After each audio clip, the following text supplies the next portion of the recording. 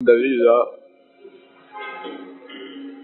نحمده ونستعينه ونستغفره ونعوذ بالله من شرور أنفسنا ومن سيئات أعمالنا من يهده الله فلا مضل له ومن يضلل فلا هادي له وأشهد أن لا إله إلا الله وحده لا شريك له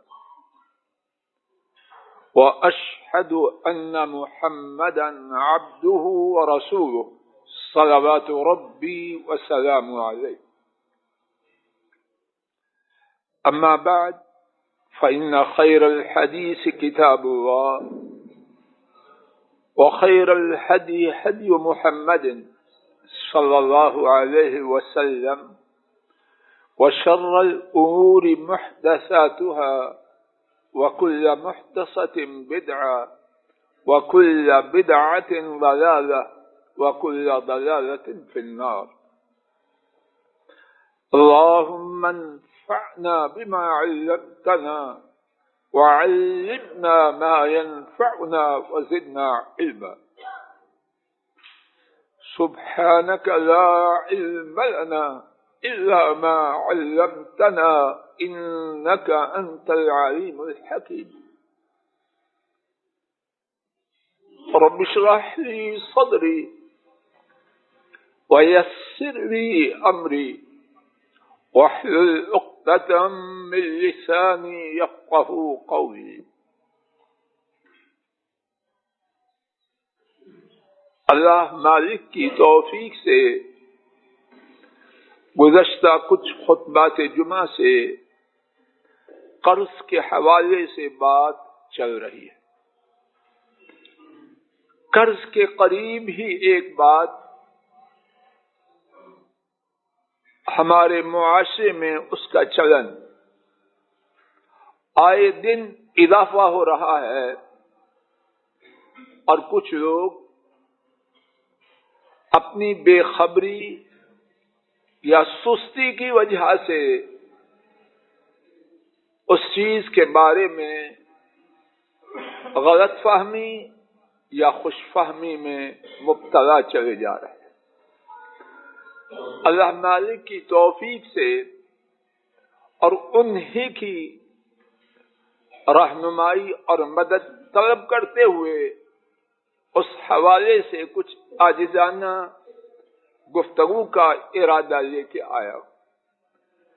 اللہ کریم صرف ٹھیک بات آپ تک پہنچانے کی توفیق دے اور اس بات کو کہنے اور سننے والے حضرات و خواتین کے لیے دنیا و آخرت کا سبب بنے.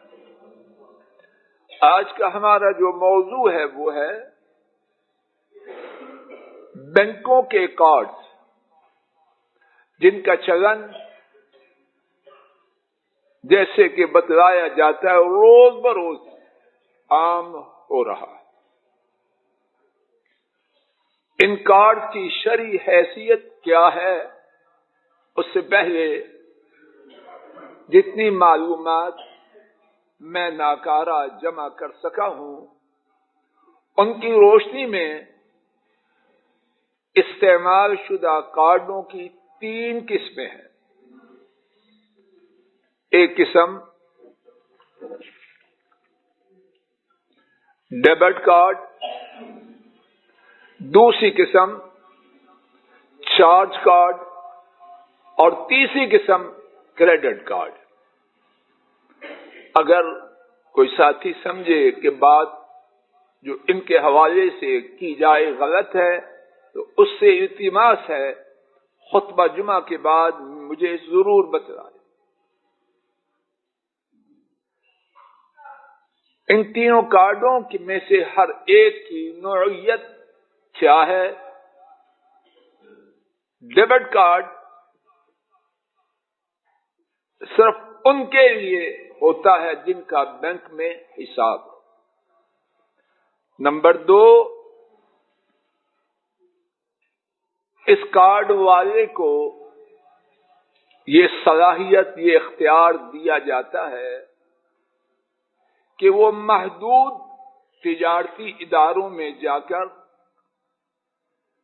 سودا خریدے اور نقد اٹھانے کی بجائے وہاں کارڈ کے ذریعے اس بل کو ادا کر دے۔ نمبر 3، ان کارڈوں کے استعمال پر بینک اپنے کسٹمر سے کارڈ کے استعمال کرنے والے گاہک سے کوئی چیز وصول نہیں کرتا۔ جب کوئی کسٹمر اس کارڈ کے ذریعے کسی دکاندار ادارے سے سودا خریدتا ہے، وہ بیچنے والا بینک کو اطلاع دے اور بینک اسی وقت وہ رقم اور بینک سے بیٹھ جائیے، سمجھ گئے؟ کچھ دیر کے لیے رک جاؤ، یہ جاری رکھو۔ اچھا،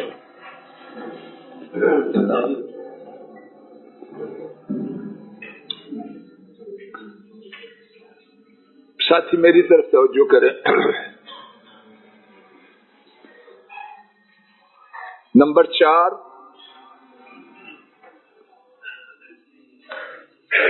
بینک اپنے گاہک کے کھاتے سے اس بل کی رقم منہا کر کے دکاندار کے کھاتے میں منتقل کر دیتا ہے۔ بینک دکاندار سے رقم اس کے کھاتے میں منتقل کرنے کا معاوضہ فیس وصول کرتا ہے۔ اس کارڈ کا شرعی حکم کیا ہے؟ اس کارڈ میں کہیں قرض نہیں، میرے ساتھ توجہ فرمائیے، اس کارڈ میں کہیں قرض نہیں، کھاتہ دار کا مال بینک میں موجود ہے اور اسی مال کے اندر دکاندار سے مال خرید رہا ہے اور بینک کھاتہ دار کے اکاؤنٹ سے رقم دکاندار کے کھاتہ میں منتقل کر رہا ہے۔ اس میں کہیں بھی قرض کا نام و نشان نہیں، اور بینک دکاندار سے جو معاوضہ، جو فیس وصول کرتا ہے وہ قرض کی بنیاد پہ نہیں، وہ اس خدمت کی بنیاد پر ہے کہ اس نے گاہک کی رقم بینک کو اس کے ادارے میں پہنچائی۔ اس لیے یہاں تک میں جان چکا ہوں، غلطی ہے تو اللہ معاف کرے، کسی کو خبر ہو تو مجھے آگاہ کر دے بعد میں۔ اس میں کسی قسم کی قباحت نہیں، جب قرض ہی نہیں تو سود کہاں سے آئے گا؟ ہاں،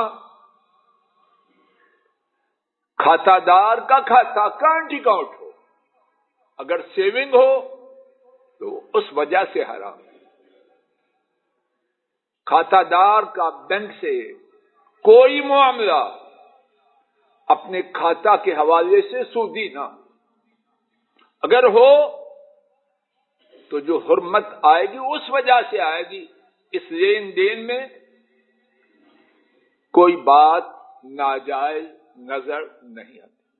ہاں، ایک الگ مسئلہ ہے کہ سودی اداروں سے کام کرنا چاہیے کہ نہیں کرنا چاہیے، اور اس کے بارے میں اس وقت ہمارا موضوع اس وقت دوسرا ہے۔ اس وقت چلتے چلتے فوری بات یہ ہے، سودی اداروں سے جہاں تک دور رہا جائے، یہی شریعت کا تقاضا ہے۔ اس کا مطلب یہ نہیں کہ ہم بینک کے ساتھ کاروبار کرنے کے حوالے سے جائز ہونے کا فتویٰ دے، وہ الگ مستقل مسئلہ۔ اس وقت ہمارا موضوع کیا ہے؟ اس قسم کے معاملے میں بات واضح ہو رہی ہے۔ کل کل کو یہ نہ کہے کہ بینکوں کی پبلسٹی تو مسجد میں ہو رہی ہے، اللہ اس سے پہلے موت دے۔ ایسی زندگی نہیں چاہیے، اور نہ ایسا بولنا اللہ نصیب کرے، وہ الگ مسئلہ ہے۔ لیکن یہ جو معاملہ ہے ڈیبٹ کارڈ کا کہ کھاتہ دار کی رقم اس کے حساب سے دکاندار کے حساب میں اسی وقت منتقل کرنا، اس میں اللہ پاک بہتر جانے شریعت کی روح سے کوئی غلط بات نظر نہیں آتی۔ کارڈ کی دوسری قسم جس کا آج کے معاشرے میں چلن ہے، چارج کارڈ۔ اس کے حوالے سے 5 باتیں عرض کرتا ہوں، پھر ان کی روشنی میں شریعت کا حکم جو بندہ ناکارہ کی سمجھ میں ہے وہ آپ تک پہنچاؤں گا انشاءاللہ۔ چارج کارڈ میں یہ شرط نہیں، کنڈیشن نہیں کہ کارڈ والے کا حساب بینک میں ہو، کسی سے بھی یہ معاملہ ہو سکتا ہے۔ نمبر 2، کارڈ والے کو یہ صلاحیت، یہ اختیار بینک کی طرف سے دیا جاتا ہے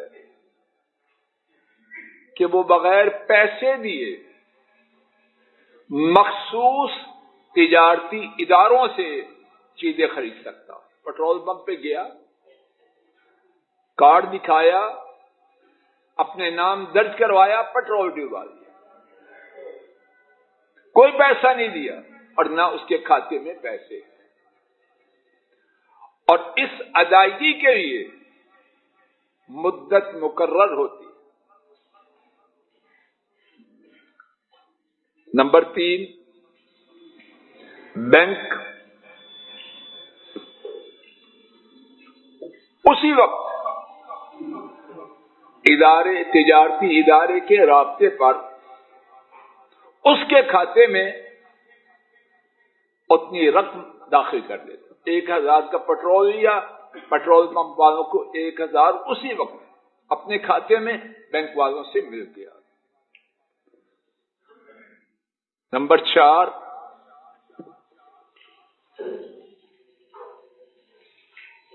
یہ جو 1000 تھا، کہنے کو تو 1000، لیکن 1000 پورا نہیں، اس میں مخصوص حساب سے، پرسنٹیج سے کچھ کٹوتی ہوتی ہے، 1، 2، 10، 100 جو بھی ہے کٹوتی ہے۔ مثال کے طور پر 1000 سے 2% کے حساب سے 20 روپے کاٹیں گے۔ پیٹرول پمپ کے کھاتے میں کتنے آئے؟ 980، اور بینک نے اس اپنے کسٹمر سے جس کو وہ کارڈ دیا اس سے کتنے لینے ہیں؟ جواب دیجیے، بولے نا مجھے اطمینان ہو جی۔ 1000۔ اس بات کو اچھی طرح یاد رکھیں کہ اس کی بنیاد پر اس کا شرعی حکم اللہ کی توفیق سے عرض کرنے کی کوشش کی جائے۔ نمبر 5، بینک کا اس کارڈ والے سے معاہدہ ہے کہ جاؤ لے لو، 10,000 تک کا مال لے سکتے ہو، لیکن شرط یہ ہے کہ 1 ماہ کے اندر اس کو ادا کرنا، اور 1 ماہ کے اندر فری آف انٹرسٹ، کوئی سود نہیں۔ یہاں تک بات واضح ہوگی۔ نمبر 6 بھی سن لیجیے، اگر 30 دن کے اندر یا جو مدت معین ہے اس کے اندر اس کارڈ کے استعمال کرنے والے نے بینک کو ادا شدہ رقم نہیں دی تو پھر 1000 کا 1000 نہیں دے گا، بلکہ جواب دیجیے کیا دے گا؟ اس سے زیادہ دے گا۔ بات واضح ہو گئی؟ اب اس کا شرعی حکم کیا ہے؟ ایک ایک کر کے میری گزارشات پہ توجہ فرمائیے۔ نمبر 1، جب گاہک مقررہ مدت میں ادا نہیں کرتا تو کانٹریکٹ کیا ہو رہا ہے؟ جواب دیجیے۔ طاہر صاحب کیا کانٹریکٹ کرتے ہیں؟ 1000 کا 1000 دے گا، بولو ایکسٹرا دے گا۔ کیا ایک مسلمان کے لیے یہ جائز ہو سکتا ہے کہ جس کام کے کرنے پر اللہ اور ان کے رسول کے خلاف جنگ کرنے کا اعلان کرنے کا حکم ہے اس کانٹریکٹ پر اتفاق کرے؟ مسلمان ہو اور اللہ سے اعلان جنگ کے معاہدہ پر دستخط کرے؟ فضل الہی صاحب توجہ کرے، یہ دونوں میں میل ہے؟ جواب دیجیے۔ پتہ نہیں میری بات سمجھ نہیں آ رہی یا کچھ ہو اور دال میں کچھ کالا ہے؟ کیا سبب ہے کہ ایک مسلمان بھی ہو اور سودی معاملے پر اتفاق کے لیے دستخط بھی ثبت کرے؟ بات واضح ہوئی؟ اور اسی کا دوسرا پہلو وہ کہ نہیں جی میری ول پاور بڑی ہے، مجھے کنٹرول ہے۔ کون ہے جسے اپنے معاملات پر کنٹرول ہے؟ جھوٹا ہے وہ، اور صرف جھوٹا ہی نہیں، احمق بھی ہے۔ میرے سامنے بڑے بڑے کاروباری اور اعلیٰ تعلیم یافتہ لوگ بیٹھے ہیں، کوئی مجھے یہ ثابت کر سکتا ہے کہ معاملات پر کنٹرول بندے کا ہوتا ہے؟ کوئی ہے؟ خان صاحب جی، وہ مخلوق کیسی ہوئی کہ معاملات پر اس کا کنٹرول یہ تو تنہا خالق کے ہاتھ میں ہے۔ سپریم کورٹ آف پاکستان اس کے ایک میرے گمان کے مطابق قابل ترین ججوں میں سے ایک جج کا بیان چھپا نوائے وقت میں، کہنے لگے یہ کارڈ والا سلسلہ بڑا خطرناک ہے، میں بھی اس میں بھگت چکا ہوں، لیا اس امید پر بر وقت ادا کروں گا، لیکن بات تھی کچھ، سوچی ہی کچھ اور بنا کچھ۔ یہ بیان کس کا ہے؟ کسی گامے ماجے کا ہے؟ ان پڑھ شخص کا ہے؟ بے دین نہیں، ایک قابل احترام، اس کا نام معاشرے میں لیا جائے تو لوگ احترام کرتے، سمجھدار، سینئر، اور اللہ پاک غیب کی خبریں جانتے ہیں، پاک دامن لوگوں میں مشہور ہے، وہ بیان دے رہا ہے۔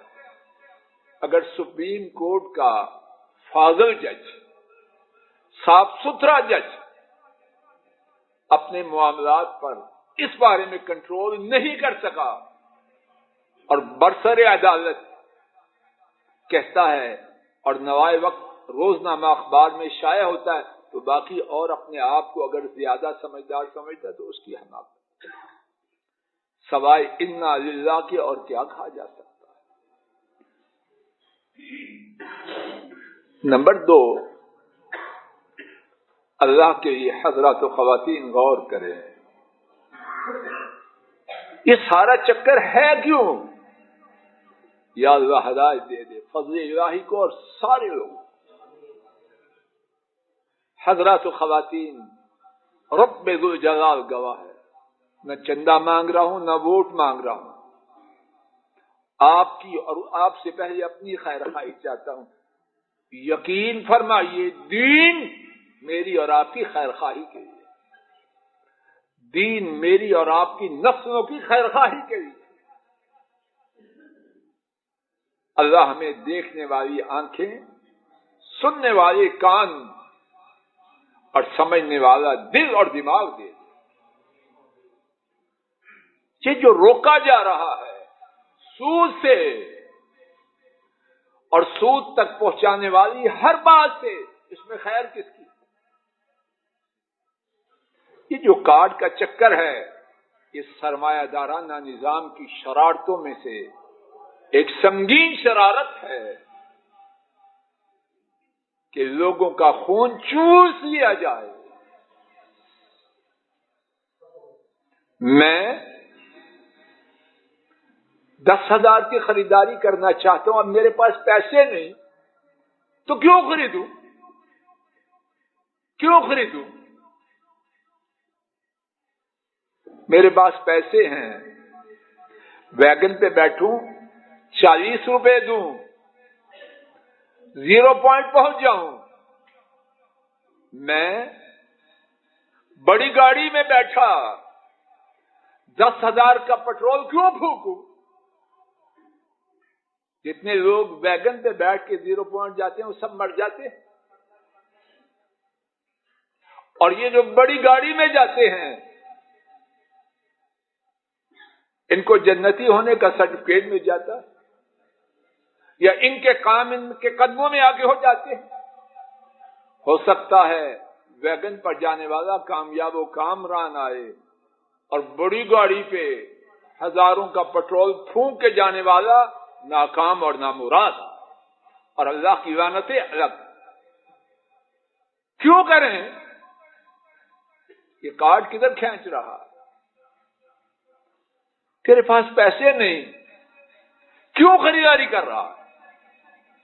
اور ہم سن چکے ہیں قرض کے بارے میں، وہ قرض جس میں سود کا نام و نشان بھی نہیں۔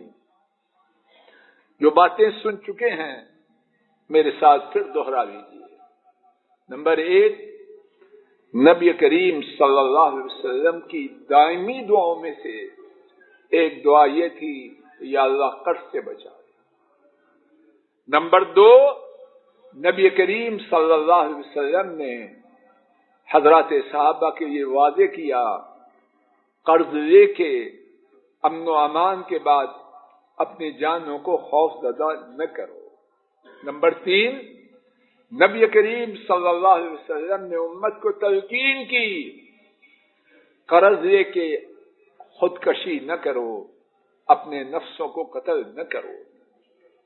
نمبر 4، جناب فاروق رضی اللہ تعالی عنہ نے بیان کیا، قرض سے بچو، قرض کی ابتدا غم ہے اور انتہا جنگ۔ حافظ ابن حجر نے لکھا نمبر 5، قرض کی ادائیگی کے غم کی وجہ سے انسان کی عقل کا کچھ حصہ اس سے چلا جاتا ہے اور وہ ضائع شدہ حصہ ساری زندگی اس کے پاس واپس نہیں آتا۔ اور نمبر 6، امام قرطبی نے بیان کیا، قرض کا لینا عیب ہے، قرض رات کا غم ہے، دن کی ذلت ہے، جان کو ڈرانا بلکہ اپنی جان کو غلامی کا طوق پہنانا ہے۔ تو اس قرض کی طرف جب یہ سنہری پنجرا، یہ جو چارٹ کارڈ ہے، یہ گولڈن کیج سنہری پنجرا ہے، کارڈ کے نام پر پنجرا ہے، سونے کا ہو یا لوہے کا ہو۔ جب پنجرا سونے کا ہوگا تو بہت اچھا ہو گیا۔ یہ سرمایہ داروں کی شرارت ہے، حضرات و خواتین کو اندھا بنا کے اس پنجرے میں ڈال۔ تیسری بات، چارج کارڈ کے حوالے سے بینک پیٹرول پمپ کو جبکہ لینے والا 1000 کا پیٹرول خریدتا ہے اور بینک اس سے مقررہ مدت کو کتنے لے گا؟ بولو مجھے اطمینان ہو کہ میں تنہا نہیں بول رہا، کتنے لے گا؟ اور بینک اور پیٹرول پمپ والے کو کتنے دے گا؟ ماشاءاللہ سبق یاد ہے۔ یہ جو 20 روپے کا فرق ہے کہاں سے آیا؟ کہاں سے آیا؟ پیٹرول پمپ والا آج رقم وصول کر رہا ہے 980، اس کا گاہک بینک کو کب دے گا؟ 30 دن کے بعد۔ کتنے دے گا؟ بولو۔ یہ جو 1000 سے 980 نفی کریں مائنس کریں کتنا ڈفرنس ہے؟ یہ 20 کا فرق جو ہے یہ آب زمزم ہے، یہ اجوا کھجورے ہیں، یہ کیا ہے؟ جواب دو۔ مدت کے بدلے میں کیش اور ادھار، ان کا جو فرق ہے اس کا نام کیا ہے؟ سود۔ اور کیا ہے اس سود میں، اس کے سود ہونے میں شک کی کہاں سے گنجائش؟ خالص سود ہے۔ مرزا صاحب سمجھ نہیں آ رہی؟ بینک اس سے 1000 لے، پیٹرول پمپ والے کو 980 دے، کیوں؟ کہ بینک والا کہہ رہا ہے 30 دن سے میری رقم استعمال کی، مجھے تو ملنی ہے 30 دن بعد، تو میں 30 دن بغیر معاوضے کے دوں۔ اللہ عقلوں کو زندہ کرتے، دین تو دور کی بات ہے، عقل کی بات بھی۔ یہ 20 روپے جو فرق ہے وہ مدت کا ہے، اور اسی مدت کے فرق کا نام سود ہے۔ اور اگر کوئی عقل کا اپنے خیال میں شہنشاہ کہے کہ مجھے کیا، میں نے تو 1000 کا پیٹرول لیا، 1000 روپیہ بینک کو دیا، میں کیا کروں؟ رک جا، یہ سارا جو سودا تھا، کیا کہتے ہیں ٹرانزیکشن، اس کے کرنے میں اساس کون ہے؟ پیٹرول کس نے خریدا؟ جی پیٹرول کس نے خریدا؟ بینک والوں کو 1000 کس نے دینا ہے؟ سارے سودے کی جو بنیاد ہے یہ 1000 روپے پیٹرول خریدنے والا، بینک گناہگار، پیٹرول والا گناہگار، اور یہ جو بندہ ہے اس کا اپنا گناہ اور ان دونوں کا گناہ بھی شاید اسی کے کھاتے۔ وقت ہوا چاہتا ہے انشاءاللہ الرحمن اسی حوالے سے آئندہ خطبہ جمعہ میں بات مکمل کرنے کی عاجزانہ کوشش کی جائے۔ الحمد للہ نحمده ونستعینه ونستغفره ونعوذ باللہ من شرور انفسنا ومن سیئات اعمالنا من يهده الله فلا مضل له ومن يضلل فلا هادي له وأشهد أن لا إله إلا الله وحده لا شريك له وأشهد أن محمدا عبده ورسوله صلوات ربي وسلام عليه۔ آج کے خطبہ جمعہ میں رب کریم کی توفیق سے بینکوں کی طرف سے جاری کردہ کارڈز کے حوالے سے گفتگو کا آغاز ہوا۔ بینکوں میں جو کارڈ ہیں ان میں سے پہلی قسم کارڈ کی ڈیبٹ کارڈ، اس کے حوالے سے بات مکمل کرنے کی عاجزانہ کوشش کی گئی کہ اس کارڈ میں کوئی بات غیر شرعی نظر نہیں آتی۔ چارج کارڈ کے حوالے سے گفتگو جاری تھی، انشاءاللہ الرحمن اس کے حوالے سے اللہ مالک کی توفیق سے آئندہ خطبہ جمعہ میں، اور آئندہ خطبہ جمعہ سے میری مراد اگلے خطبہ جمعہ سے بعد کا ہے، انشاءاللہ آئندہ خطبہ جمعہ ڈاکٹر حافظ سجاد الہی پڑھائیں گے، اس کے بعد والا جمعہ میں پڑھاؤں گا، تو اس میں انشاءاللہ اس کارڈ کے حوالے سے بات کا آغاز ہو۔ اللہ تعالیٰ اپنے فضل و کرم سے ہر ناجائز صورت کے معاملہ سے ہم سب کو محفوظ رکھے، اور جو پھنسے ہیں اللہ پاک اپنی رحمت سے انہیں نجات دے۔ جیسا کہ حضرات دیکھتے تھے کہ مسجد میں آنے والوں کو اسکول کے چھٹی اور مسجد میں آنے کے وقت میں قربت کی وجہ سے بہت دقت تھی۔ اللہ تعالیٰ جزائے خیر دے ہمارے ساتھیوں رانا افتخار صاحب، وقار احمد صاحب، ملک مقصود صاحب، ملک طارق صاحب اور انجینئر نسیم صاحب، اللہ پاک ان پانچوں ساتھیوں کو بے پناہ جزائے خیر دے۔ انہوں نے اسکول والوں سے گفت و شنید کی، اور اللہ تعالیٰ اسکول والوں کو بھی بہت زیادہ جزائے خیر دے۔ میں خصوصاً ان کا شکر گزار ہوں کہ انہوں نے اللہ تعالیٰ کی توفیق سے جمعہ کے نمازیوں کا خیال رکھتے ہوئے اپنے وقت کو پہلے سے کم کیا ہے۔ اب وہاں چھٹی جس طرح کہ آپ نے دیکھا الحمدللہ کافی پہلے ہوئی، اور امید ہے انشاءاللہ ساتھی کوشش میں لگے ہوئے ہیں، کچھ مزید اقدامات بھی ہوں گے انشاءاللہ، تاکہ مسجد میں آنے والوں کے یہ پارکنگ کا مسئلہ آسان سے آسان ہو جائے۔ اللہ ہمارے ان ساتھیوں اور اسکول والے دونوں کو جزائے خیر دے، اور مسجد کی آبادی کو زیادہ سے زیادہ سہولت عطا فرمائے۔